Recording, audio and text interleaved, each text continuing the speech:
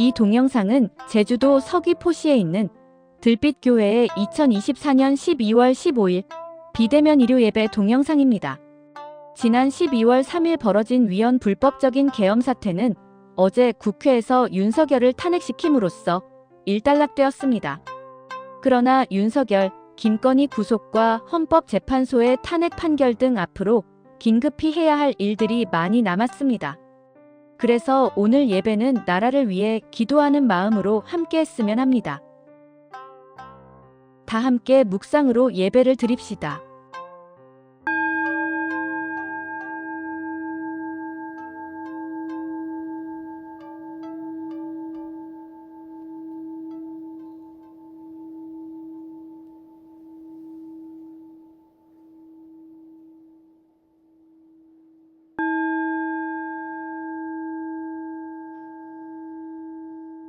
예배 기원을 함께 합시다. 없이 계신 님이시여, 높고 낮은 님이시여, 우리 안에 님이시여, 이 예배를 통하여 우리 모두 당신과 일치되어 참 자유를 누리게 하소서. 아멘. 다 함께 찬송가 582장을 부르겠습니다.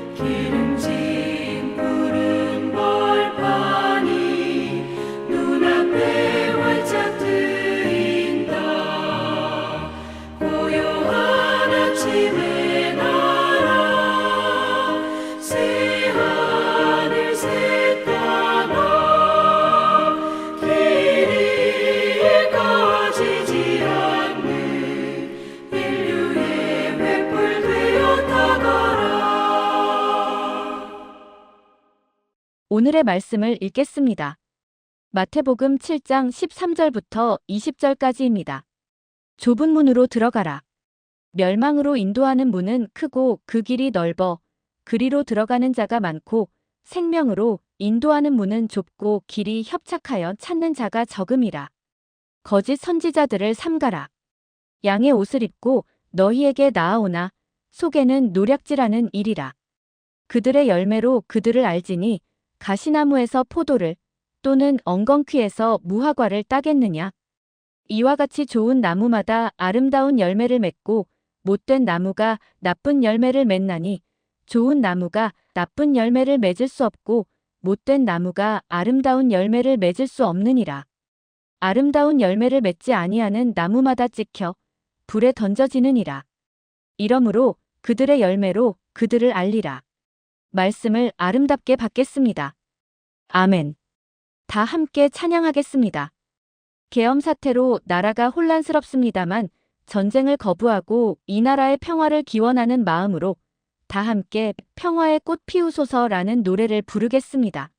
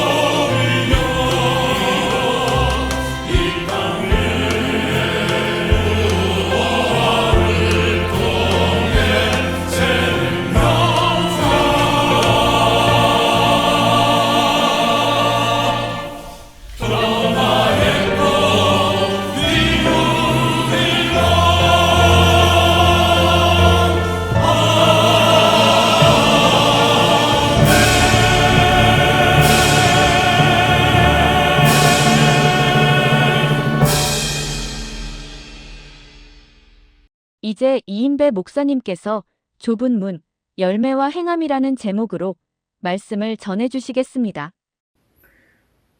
교회를 다니는 분들은 마태복음 7장 13절과 14절을 한 번 이상은 들어보셨을 것이고 이게 무슨 내용인지를 알고 계실 것입니다.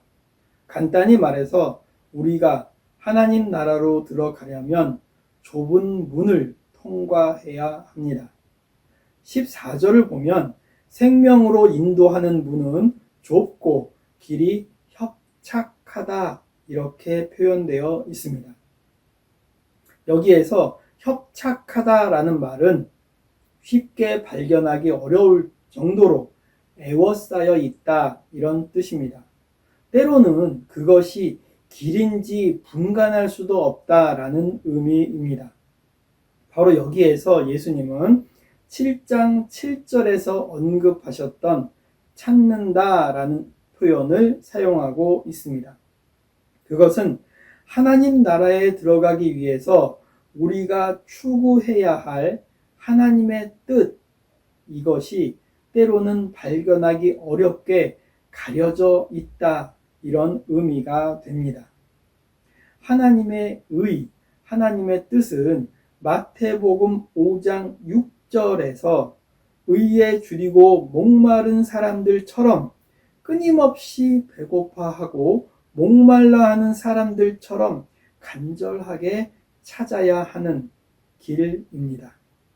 생명으로 인도하는 문은 좁고 협착하여 찾는 사람이 적다, 이렇게 말하고 있습니다. 많은 사람이 멸망으로 인도하는 문을 선택한다는 말입니다. 그 길이 멸망이라고 생각하고 가는 것이 아니라 그 문을 나름대로 생명으로 인도하는 문이다 라고 판단하고 거기를 향해 가고 있다는 말입니다. 우리가 교회에서 가르치는 대로 믿고 따랐는데 나중에 도달해 보니까 생명으로 인도하는 문이 아니라 멸망으로 인도하는 문이었다. 이 얼마나 억울하고 황당한 일이겠습니까? 이것은 나를 잘못 가르친 종교 지도자들이 전적으로 책임을 져야 한다고 억울해하고 변명해도 소용이 없습니다. 물론 종교 지도자들에게 책임이 크지만 자기를 이끄는 자가 어떤 사람인지 그 사람됨을 가려볼 만한 눈, 판단력, 그것은 각자가 가지고 있어야 합니다. 따라서 문맥상 자연스럽게 15절 이후로 가면 거짓 예언자에 대한 이야기가 등장하고 있습니다. 산상수훈을 살펴보면서 등에 식은땀이 흐르지 않는 목회자는 반성해야 합니다. 그것을 보면서 불편함을 느끼지 않는 신앙인은 다시 한번 자기 자신을 되돌아 보아야 합니다. 본문 15절에서 예수님은 거짓 선지자들을 삼가라 이렇게 말씀하십니다. 그리고 자세히 살펴보면 그러한 거짓 선지자들에게 속는 선량한 사람들을 너희라고 말씀하고 있습니다. 그래서 우리는 이 본문을 읽으면서 너무나 당연하게 거짓 선지자들은 잘못된 종교 지도자들이라고 생각합니다. 그렇다면 이후에 마태복음 7장 23절에서 불법을 행하는 자는 여러분들에게는 해당이 되지 않고 저와 같은 목회자들에게만 해당되는 말씀인가 한번 생각해 볼 수도 있습니다. 물론 본문의 흐름상 불법을 행하는 자들이 거짓 선지자라는 사실은 맞습니다. 그리고 오늘날 기독교의 문제를 일으키는 대부분은 잘못된 종교 지도자들 때문이다 라는 사실도 맞습니다. 종교 지도자들은 잘못된 행동을 하고 잘못된 가르침을 하면서 많은 선량한 사람들이 피해를 보고 있습니다. 종교 지도자들은 행여 자신의 가르침으로 인해서 한 영혼이 잘못된 길에 들어설 수 있다라는 책임감을 가져야 합니다. 물론 종교 지도자들의 잘못된 가르침이 상당히 중요하다. 이것은 아무리 강조해도 지나치지 않습니다. 그런데 가르침만 잘못되었다고 비판하는 것은 자신의 신앙이 성숙되지 못하다는 것을 인정해 버리는 것이 됩니다. 여러분의 인생은 여러분의 것입니다. 다른 사람이 대신 살아주는 것이 아닙니다. 인생은 여러분의 것이라고 생각하면서 왜 신앙은 여러분 스스로의 것으로 만들지 못합니까? 목회자들은 여러분이 하나님 말씀을 올바르게 이해할 수 있도록 도움을 주는 사람들입니다. 그러한 하나님 말씀을 바탕으로 해서 여러분 스스로가 여러분의 삶을 선택하고 결단하는 것, 그것이 필요합니다. 오늘 본문 15절에서 거짓 선지자는 어떻게 우리들에게 나아온다고 되어 있습니까? 양의 옷을 입고 나아온다고 되어 있습니다. 우리는 흔히 거짓 선지자를 목자라고 착각하고 있습니다. 그 당시의 인식으로는 선지자라고 해서 특별한 존재가 아니었습니다. 하나님의 말씀을 대신 전하는 사람을 예언자, 선지자라고 했습니다. 그렇지만 그들도 똑같은 우리들과 같은 인간들이었고 하나님의 입장에서 보면 똑같이 양과 같은 존재였습니다. 우리에게 진정한 목자는 예수님밖에 없습니다. 만약에 당시 사람들이 선지자를 목자라고 인식했다면 양의 옷을 입고 라는 표현은 없어야 합니다. 예전에 초등학교에서 줄반장이라는 제도가 있었습니다. 줄반장은 매주 돌아가면서 그 줄의 대표가 되었습니다. 숙제를 제출할 때 줄반장이 나서서 걷고 무언가 나눠줄 때도 줄반장을 통해서 나눠 주었습니다. 목회자는 목자이신 예수님께서 선택하신 줄반장과도 같은 존재입니다. 양들과 똑같은 존재이고 목자이신 예수님께 양육되어야 하는 존재입니다. 목회자들은 하나님의 뜻을 잘못 전하는 거짓 선지자가 되지 않도록 항상 조심하고 자기를 다스려야 합니다. 그리고 스스로가 목자라고 생각하는 특권 의식도 버려야 합니다. 다른 사람들이 일상의 삶에 바빠서 하나님 말씀을 제대로 묵상하지 못하는 것을 보완해주는 역할을 하는 사람들이 목회자라고 할 수 있습니다. 그런 점에서 한국 교회는 목회자가 하나님 말씀을 제대로 이해할 수 있도록 많은 시간을 투자할 수 있어야 합니다. 요즘에 안타까운 것은 많은 신앙인들이 자신의 신앙생활의 많은 부분을 목회자에게 의존해 버리고 있다는 것입니다. 요즘에는 사회 속에서의 성공, 그것도 목회자가 알려주는 대로 해야 된다라는 생각을 하고 있습니다. 여러분 스스로가 할 수 있는 것까지 목회자에게 요구한다면 정작 목회자가 하나님 말씀을 준비하는데 시간적으로 부족해서 말씀 준비에 소홀하게 되었을 때 결국에는 여러분이 손해가 되는 것입니다. 오늘 본문은 앞부분에 멸망으로 인도하는 문과 연결시켜서 생각해야 합니다.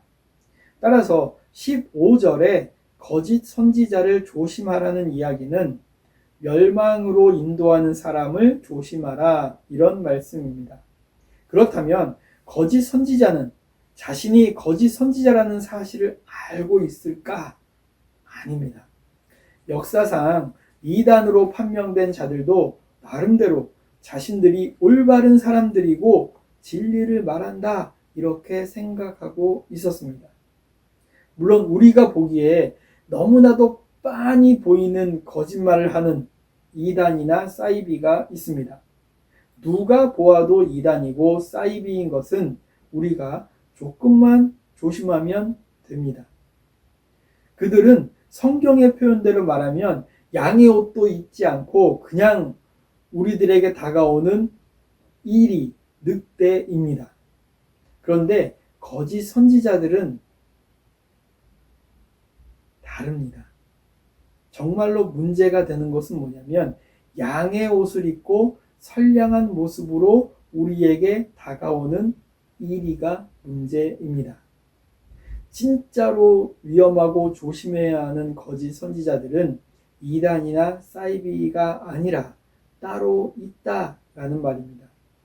그렇다면 우리가 조심해야 하는 거짓 선지자들은 누구일까?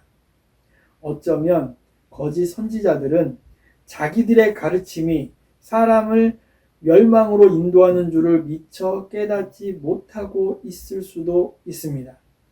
자기들이야말로 바른 길로 인도하는 사람들이라고 생각하고 있을 수도 있습니다. 일단 거짓 선지자들이 인도하는 멸망으로 인도하는 문이 어떤 문인지 정확하게 살펴보고 넘어가야 합니다. 멸망으로 인도하는 문은 13절의 표현으로는 문이 크고 길이 넓고 들어가는 사람이 많습니다. 문이 크기 때문에 보기 좋습니다. 저 정도는 되어 있어야 뭔가 있어 보입니다. 그리고 길이 넓기 때문에 다니기 편합니다. 그리고 많은 사람이 들어가기 때문에 저 문은 안전하게 검증된 문이다. 이렇게 생각하기 쉽습니다. 보기 좋고 다니기 편하고 많은 사람이 들어간 검증된 문, 그게 바로 에덴 동산에서 하와가 선악과를 바라보았을 때 느꼈던 그 느낌, 모함직도 하고 먹음직도 하고 지혜롭게 할 만큼 탐스러운 그 느낌, 그것을 연상할 수 있습니다. 우리는 살면서 이러한 유혹에 너무 쉽게 넘어갑니다. 오늘날 목회자들 역시 이러한 유혹에 너무나 쉽게 넘어갑니다. 자기가 인도하는 사람들을 더 많게, 교인들을 더 많이 모으려고 하는 유혹, 이것처럼 무서운 유혹은 없습니다. 지금 당장 이 말을 하는 저의 경우에도 지금 당장 수만 명이 모이는 교회에서 담임 목사로 오라고 만약에 요청한다면 제가 갈까요? 안 갈까요? 일단 분위기는 봐서 한 번 정도는 튕길 것입니다. 기다렸다는 듯이 가고자 한다면 좀 모양이 그러니까 한 번 정도는 튕겨볼 생각입니다. 튕기더라도 분위기를 본다고 말씀을 드렸습니다. 만약 분위기가 한 번 튕겼을 때 물 건너갈 것 같다 라고 판단되면 튕기지는 않을 것 같습니다. 그런데 저는 저를 나름대로 알고 있습니다. 제가 수만 명이 넘는 교회를 목회할 수 있는 그로는 좀 부족하다라는 것을 알고 있습니다. 그런데 제가 한번 가보고 싶다는 생각이 드는 것은 뭐냐면 수만 명이 있는 곳에서 설교하는 게 어떤 느낌일까? 그거가 궁금해서 한번 가보면 어떨까라는 생각은 해본 적이 있습니다. 유혹이라는 것은 유혹다워야 유혹이 됩니다. 흔히 목회의 성공은 많은 사람을 구원으로 인도하는 것입니다. 이게 나쁜 것은 아닙니다. 그런데 많은 사람을 구원으로 인도하는 것, 겉으로는 교회의 교인 수가 많아지는 것으로 평가하면서 목회자들은 많은 유혹에 시달리고 있습니다. 목회에 있어서 성공과 실패는 사람의 눈에 보이는 것이 아닙니다. 수십만 성도를 자랑하는 대형교회 목사가 성공했다는 것, 사람의 눈에 보이는 것으로 성공을 이야기하는 것입니다. 그렇지만 사람의 눈이 아니라 하나님의 눈에 그것이 성공했다라는 라고 볼 수 있는 근거는 없습니다. 오히려 교인 수가 많아지고 있다는 것은 어쩌면 내가 전하는 하나님 말씀이 온전한 하나님의 말씀인가, 아니면 그 많이 모이는 사람들에게 듣기 좋은 말만 골라서 하고 있는 것은 아닌가 스스로 진단해야 할 때라고 생각합니다. 나의 마음의 중심에서 하나님이 떠나버리고 교인 수의 많고 적음이 내 마음에 자리 잡고 있는 것은 아닌지 냉정하게 자신을 살펴야 합니다. 직접적으로 말한다면 내가 오늘 본문에서 언급하는 거짓 선지자는 아닌지 돌아보아야 한다는 말입니다. 종교 지도자들은 종교 지도자이기 때문에 더더욱 조심해야 합니다. 그런데 우리가 오늘 본문에서 말하고 있는 거짓 선지자를 단순히 종교 지도자들이라고만 생각하겠다. 이것은 신앙에 있어서 나 자신에게 주어진 책임을 회피하려는 생각이 자리 잡고 있기 때문입니다. 선지자, 예언자는 말 그대로 하나님의 말씀을 대신 전하는 사람입니다. 성경에 등장하는 예언자들은 직접 입으로 하나님 말씀을 전하기도 했지만 삶을 통해서 하나님의 말씀을 전했습니다. 하나님의 자녀이고 예수 그리스도를 믿는 신앙인은 삶을 통해서 말씀대로 사는 사람을 말합니다. 오늘의 시대에 우리 한 사람 한 사람이 바로 하나님의 말씀을 전하는 선지자요, 예언자요, 주님의 제자들입니다. 따라서 오늘 본문에서 거짓 선지자들을 삼가라 라는 말은 외부적으로 다가오는 거짓 선지자를 조심하라는 의미도 있지만 너희들 마음속에 도사리고 있는 거짓 선지자가 되려는 마음을 조심하라, 이런 의미도 담겨져 있습니다. 나의 행동과 말을 통해서 행여나 다른 사람들이 신앙적으로 실족하게 된다면 내가 바로 거짓 선지자가 되는 것입니다. 본문에서 거짓 선지자를 조심하라고 말씀하신 이유는 우리가 조심하면 거짓 선지자를 구분해낼 수 있기 때문입니다. 양의 옷을 입고 양의 탈을 쓰고 다가와서 쉽게 구분이 가지 않지만 조심하면 구분할 수 있다는 말입니다. 그리고 그것을 구분하는 기준으로 제시한 것이 있습니다. 16절과 20절에서 두 번이나 그들의 열매로 그들을 알지니 라는 표현이 있습니다. 거짓 선지자를 구분하는 것은 그들의 열매라는 말입니다.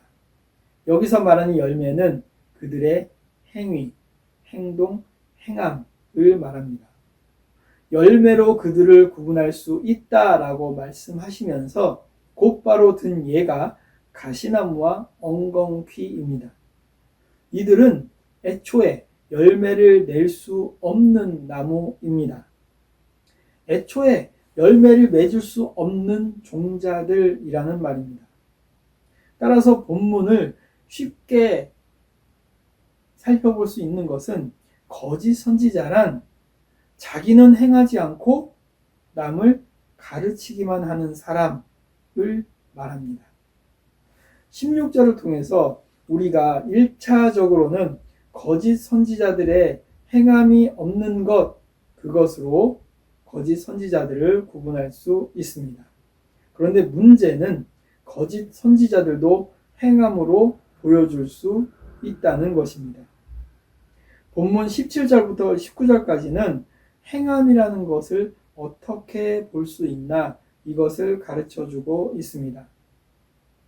17절부터 19절까지는 좋은 나무는 아름다운 열매를 맺고 못된 나무는 나쁜 열매를 맺는다, 이렇게 강조하고 있습니다.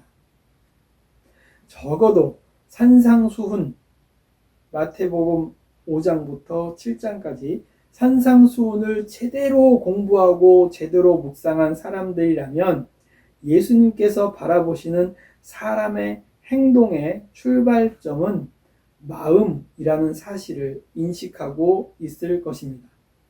어떤 행동을 하기 전에 먼저 마음이 중요하다는 것입니다.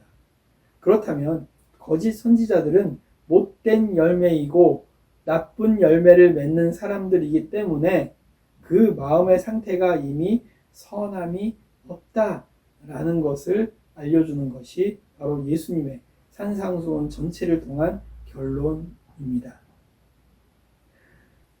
좁은 문을 가지고 묵상을 하겠습니다.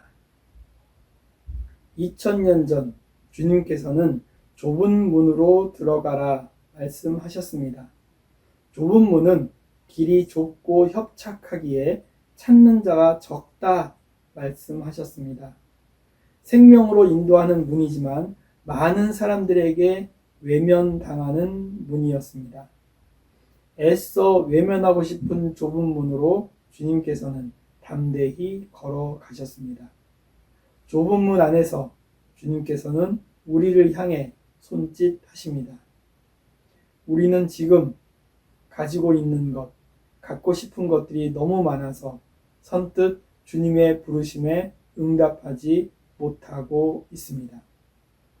아무도 가려고 하지 않는 좁은 문을 향해 외롭게 십자가를 지시고 걸어가신 주님을 언제까지 바라만 보고 있을 것입니까? 알림 시간입니다. 지난 12월 3일 발생한 계엄령 사태는 윤석열 일당이 역사 앞에 저지른 엄청난 죄악입니다. 다행히 당일 국회는 신속히 계엄을 해제했고 또 12월 14일 어제 국회는 윤석열을 탄핵시켰습니다. 그러나 아직도 긴장이 곳곳에 서려 있습니다. 헌법재판소에서 탄핵 판결이 날 때까지 그리고 윤석열과 김건희가 구속되어 법의 심판을 받을 때까지 이 나라와 이 민족을 위해 작지만 강한 의지로 우리가 할 수 있는 일에 적극 나서야 하겠습니다. 12월 25일 크리스마스는 대면 예배로 모입니다. 미리 일정들을 조정해 주십시오. 올해 크리스마스는 예수님의 저항 정신을 되새기는 탄생기념일이 되었으면 합니다. 들빛 교우들은 한 사람도 빠짐없이 참석해 주시기 바랍니다. 감사합니다. 이제 찬송가 460장을 함께 부르겠습니다.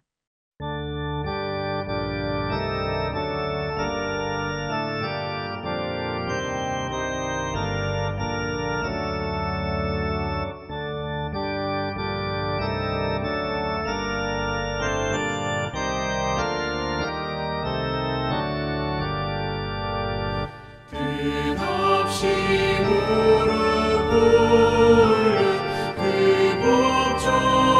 복종하니요 운명에 맡겨 사는 그 생활 아니라 우리의 믿음 지솟아 독수리 날듯이 주 뜻이 이루어지리라 외치며 사나니 약한 자 힘 주시고 강한 자 바르게 주 한자 정케 하니 주님의 뜻이라 해 아래 압박이 뜨고 주 거기 계셔서 그 팔로 막아주시어 정의가 사나니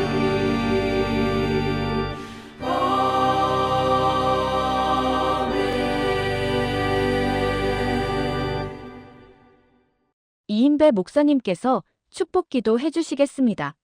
지금은 좁은 문으로 먼저 걸어가신 우리 주 예수 그리스도의 은혜와 모든 사람에게 생명 주시기를 원하시는 하나님의 사랑하심과 좁은 문, 좁은 길을 걸어갈 때 함께 동행하시는 성령님의 인도하심이 주님께서 가신 길을 뒤따라가기로 결단하려는 들빛교회 교인들과 들빛교회 위에 지금으로부터 영원토록 함께 하시기를 간절히 축원하옵나이다. 아멘.